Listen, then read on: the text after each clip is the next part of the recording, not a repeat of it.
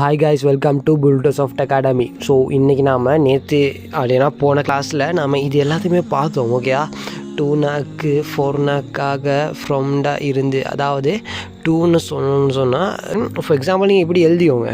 இந்த டேபிளை நீங்கள் இப்படி எழுதிக்கோங்க, இந்த பக்கம் இதையும் இந்த பக்கம் இதை எழுதிக்கோங்க. ஸோ டூண்டு வரும். எக்ஸாம்பிளுக்கு நாங்கள் டூண்டு வந்தோன்னு சொன்னால் டூ மீ, டூ மீன்னு சொன்னால் என்னைண்டிக்குது, இங்கே இக்குண்டிக்குது.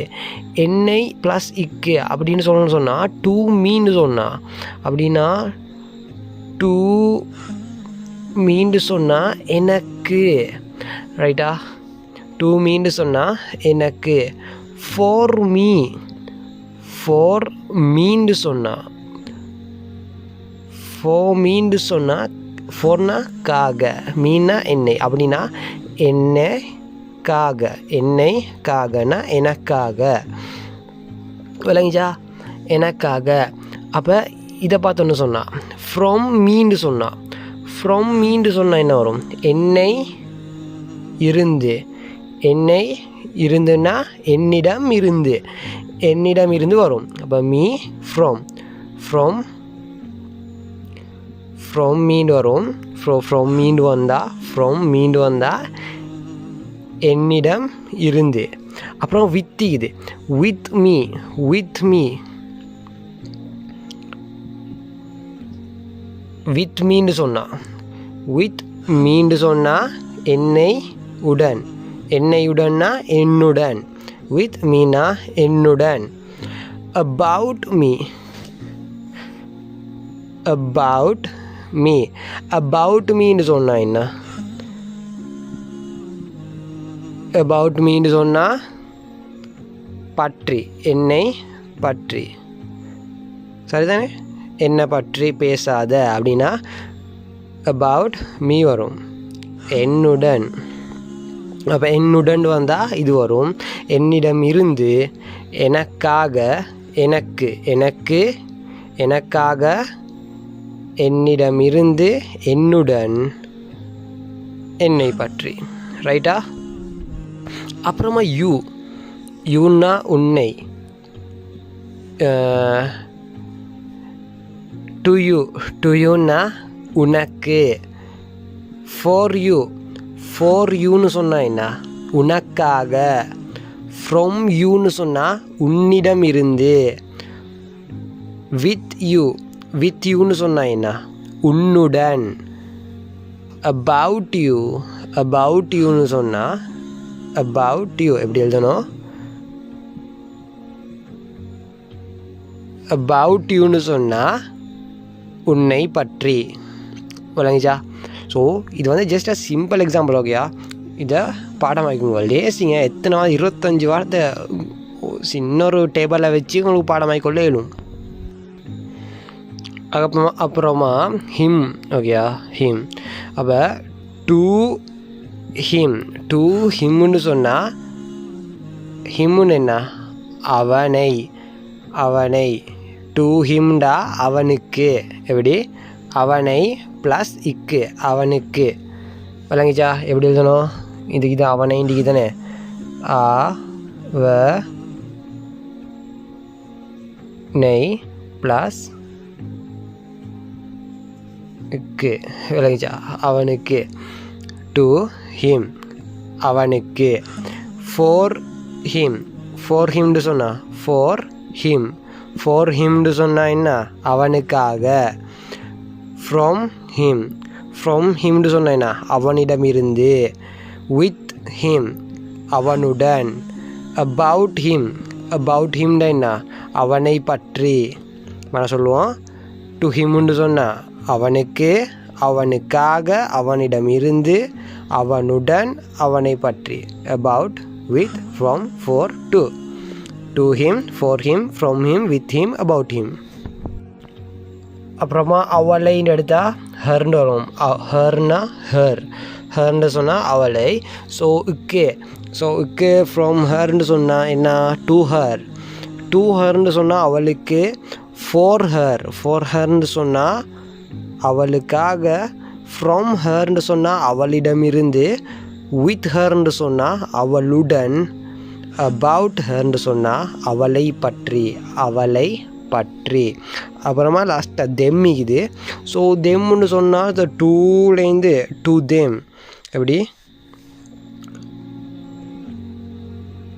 டு தெம் இப்படி தான் எழுதணும். ஓகே, நான் சின்ன பிள்ளை மாதிரி சொல்லித்தரேன். To them, to them, to தெம்டா டூனாக்கு, தெம்டா அவர்களை, அப்படின்னா அவர்களை ப்ளஸ்ஸுக்கு அவர்களுக்கு, டு தெம்னு சொன்னால் அவர்களுக்கு, ஃபோர் தெம்னு சொன்னால் அவர்களுக்காக, ஃபோர் தெம்னு சொன்னால் அவர்களுக்காக, ஃப்ரம் தெம்னு சொன்னால் அவர்களிடமிருந்து, with them, with them, with them, with தெம்னு சொன்னால் அவர்களுடன், அபவுட் தெம்னு சொன்னால் அவர்களை பற்றி. வழங்கிச்சா? ஸோ இவ்வளோ எத்தனை வார்த்தைகள் வந்துச்சு, நிறைய வார்த்தைகள் வந்துட்டு தானே. ரைட். இப்போ அவனை பற்றினா அபவுட் ஹிம், சரியா? அபவுட் ஹிம்னு போடலும். உன்னுடன், உன்னுடன்னா யூ உடன், வித் யூ. இல்லைங்களா? அப்போ லேசி, ரைட்டா? ஃபீல் பண்ண தேவையில்ல. கேள்விகள் கேட்கணுன்னு சொன்னால் இங்கிலீஷால் அதிகமாக கேள்விகள் கேட்கணுன்னு சொன்னால் இந்த WH கொஷின்ஸ், அதாவது வாட், வை, வேர் அப்படின்ற பல வார்த்தைகள் யூஸ் ஆகும். அது என்னென்ன வார்த்தைகள் அப்படின்னு பார்த்தோன்னு சொன்னால், உதாரணத்துக்கு நம்ம யாருன்னு கேட்போம், சரியா? ஹூன்னு, ஹூனா யார், ஹூனா யார், சரியா? என்னன்னு கேட்கணும்னா வாட்டுன்னு கேட்கணும். வாட்டுனா என்ன, வாட் ஹேப்பன் என்ன நடந்துச்சு, வாட் ஹேப்பன் என்ன நடந்துச்சு அப்படின்னு கேட்கணும், சரியா?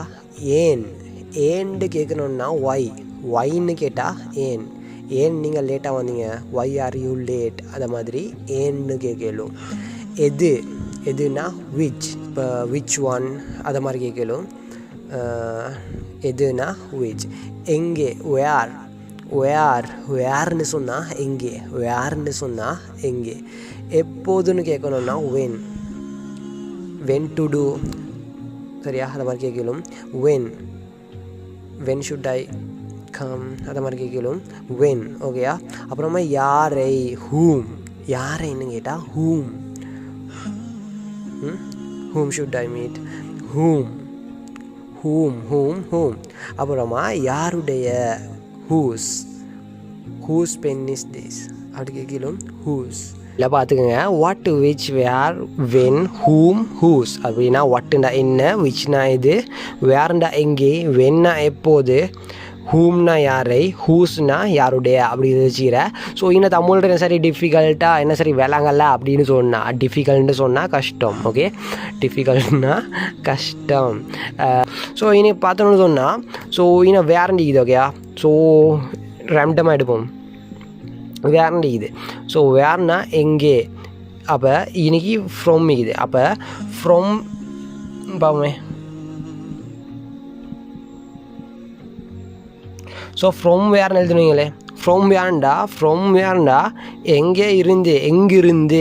எங்கேருந்து வாரீங்க, ஃப்ரம் வேர். விளங்கிச்சா? ரொம்ப ஈஸி. ஸோ கஷ்டப்பட தேவையில்லை. இங்கே பாருங்க, என்ன வட்டுன்னு, சரியா? வாட் இக்கு அப்படின்னா டூ வாட்டுன்னு சொன்னால் என்ன இக்கு, என்னத்துக்கு அப்படின்னு கேட்குறேன்னா டூ வாட். விளங்கிச்சா? என்ன இக்கு என்னத்துக்கு அப்படின்னா டூ வாட். ஒன்றாவது இந்த தான் ஒன்றா ஸ்டார்ட் ஆகும், இது ரெண்டாவது. 4 வாட், ஃப்ரம் வாட். 4 வாட்னா என்ன, என்னத்துக்காக. விளங்கிச்சா? சாரி, என்னத்துக்காக. 4 வாட்டுன்னு சொன்னால் என்னத்துக்காக அப்படியுமா. விளங்கிச்சா? விச், 4 விச்சுண்டா எதுக்காக, எதிலிருந்து, ஃப்ரம் விச், எதிலிருந்து. விளங்குதா? அடுத்த ஹூம் டிக்குதாங்கச்சா.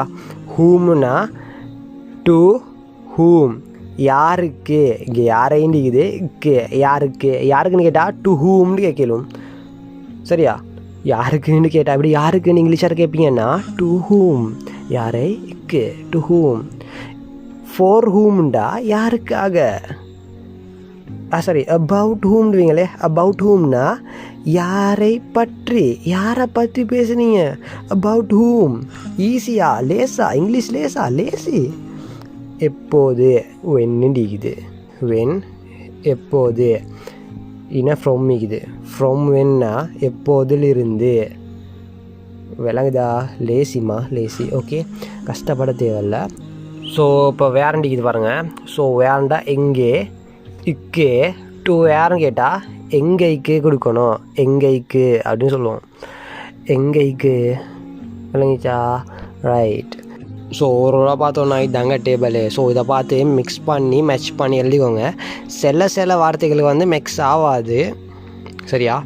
இப்போ அது உங்களுக்கே தெரியும், அதை நீங்களே கண்டுபிடிச்சிங்க எது மிக்ஸ் ஆகாதுன்னு. மிக்ஸ் ஆகாதும் மீக்குது. சரியா? சில டைம் இந்த விச் வந்து வேரோட மிக்ஸ் ஆகாது. ஸோ அதை மாதிரி நான் சும்மா ஜஸ்ட் எக்ஸாம்பிள் சொன்னேன். உதாரணம் தெரிந்தனே எக்ஸாம்பிள் சொன்னேன். சில வார்த்தைகள் மிக்ஸ் ஆகாது, ஆனால் சிலதில் வந்து மிக்ஸ் பண்ணி எழுதி கொள்ள இயலும். விளைஞ்சா என்னத்துக்கு அதை மாதிரி மிக்ஸ் பண்ணி எழுதி கொள்ள இயலும். ஸோ ஃபீல் பண்ண தேவையில்ல, மிக்ஸ் பண்ணி எழுதிக்கோங்க. சரியா? இல்லாட்டி சும்மா இதை ட்ரா பண்ணி மட்டும் வச்சுக்கோங்க, தனித்தனி எழுத தேவையில்லை. என்னை பார்த்தா விளங்கும் தானே. இப்போ எனக்கு ஹூமுண்டிக்குது, வித் ஹூமுண்டா யாருடன் எழுதி கொள்ளேலும். விளங்கிச்சா? இந்த டேபிள் புரிஞ்சின்னா ஓகே, புரிஞ்சிச்சின்னா ஓகேயா?